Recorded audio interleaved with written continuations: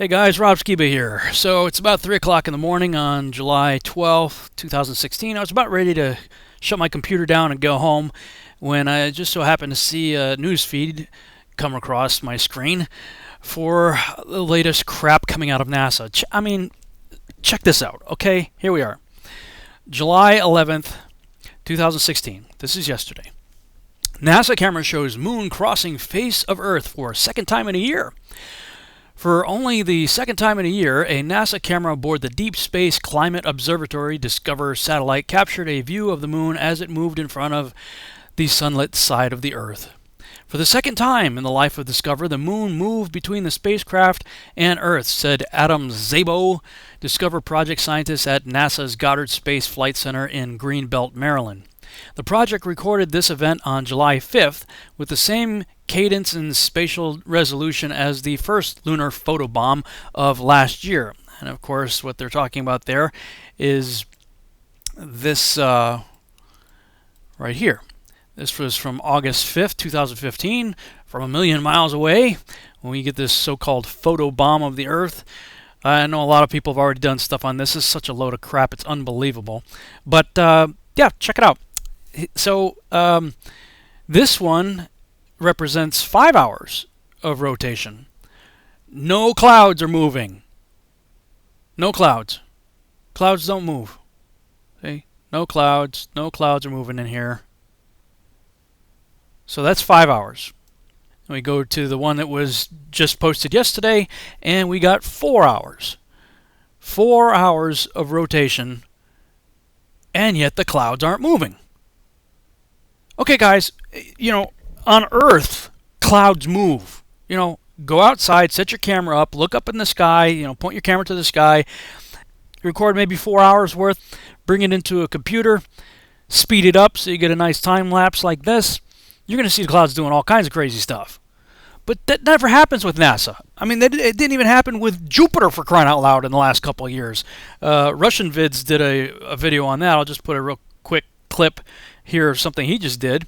Just another example of NASA faking space. Let's take a look here at this supposed image of Jupiter. Nothing more than CGI fakery with the supposed auroras towards the north. Let's take a look here again at NASA's official website, where it states Hubble captures vivid auroras in Jupiter's atmosphere. Here's the problem. The date of June 30th, 2016. Now take a look at this. Another so-called official image of Jupiter. This one's from back in 2014. You see the problem here? Now let's take a closer look at the supposed two images provided from NASA of Jupiter. Here's the problem again. 2016, 2014. What's the difference here? Well, the difference is they added the supposed auroras on the north. And this is nothing but a Christmas tree. Give me a break. Take a look here. All the clouds are in the same exact position. Just the 2016 image is a bit, I would say, darker. This is a bit lighter in 2014. Here's a side-by-side.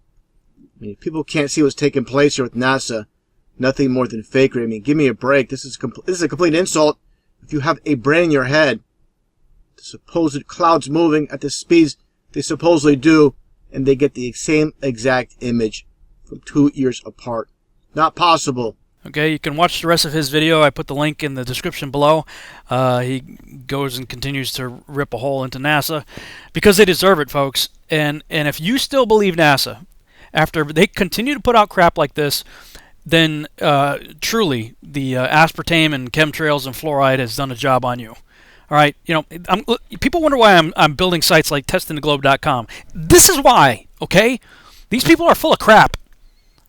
All right, now, early on in my investigation right here, I put this right here, okay? This is on testingtheglobe.com. This was in the beginning of my investigation, looking into the photographic evidence, right? Looking at these two pictures, right? Look how big the United States is on the left compared to the one on the right. And this was also done by a satellite. It says the blue marble image of the Earth taken from the VEERS instrument aboard NASA's Earth observing satellite. They admit that it's a composite image. Right? Look at that. Look how big the United States is right there. Huge. It's taken up half the globe. Okay, and then you look at the picture on the right. The NASA.gov website. I got the link there. Describes it the same way, but then it describes this other picture here. Today, April 22nd, 2014, is Earth Day, and what better way to celebrate than taking a look at our home planet from space? NOAA's Goes East satellite captured this stunning view of the Americas on Earth Day, April 22nd, 2014. Wow! All of a sudden, the United States shrunk, and the color of the ocean changed. Look, these are two satellites. Two satellites supposedly took these pictures from satellites from about 1 million miles away. And, of course, there's this Galileo space probe from 1.3 million miles away, allegedly shot this time lapse. This is 25 hours that was supposedly recorded on December 11th, 1990. Okay, you click on that, and you watch 25 hours of the Earth rotating and no clouds are moving. 25 hours. Really? You don't see clouds arriving, dissipating, changing, morphing. No, I mean, there's a little bit of perceived motion maybe right there, but other than that, no.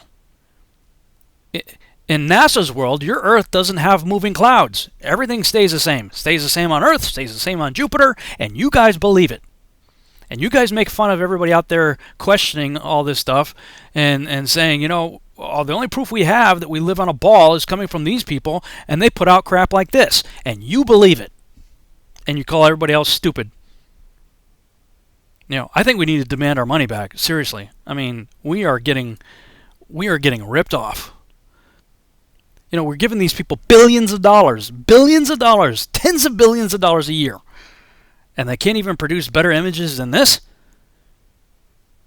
I could make better images than this in my 14 by 12 office space with a few $100s worth of off-the-shelf software.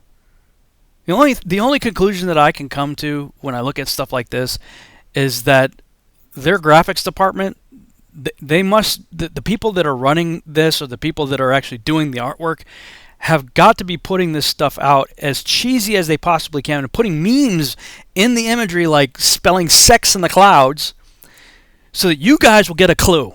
These guys are probably under some sort of non-disclosure, and maybe under the threat of life and limb, for crying out loud. Who knows? I wouldn't put anything past this government. Okay? These things are being put out there for people with brains that can look at this stuff and say, this is crap, this is not real, and why should I ever trust anything from NASA ever again? That's what you should be thinking right now.